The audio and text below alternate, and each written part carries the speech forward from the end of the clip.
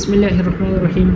نننی لیکچر دی زموږ سره د ایفینفرین انجکشن د یوزز باره کې چې کوم ته موږ اډرینالین انجکشن هم وایو. کوم قسمه کیسز کې دا موږ یوز کولی شو.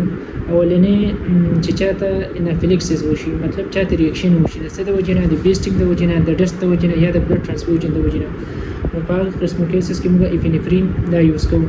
ولې یوز کوو؟ په دې کې انسان شاک سایډ ته ځي، د انسان بي پی ډاون کېږي.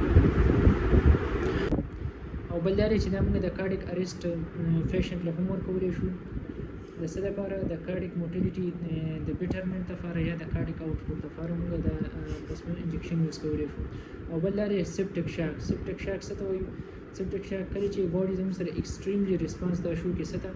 بیکټیریل انفیکشن ته یا پنجای ته یا وایرل انفیکشن ته یا ادر فیروسایډز ته، نو په دې کې د انسان بي پی ډاون کېږي، انسان شاک سایډ ته ځي.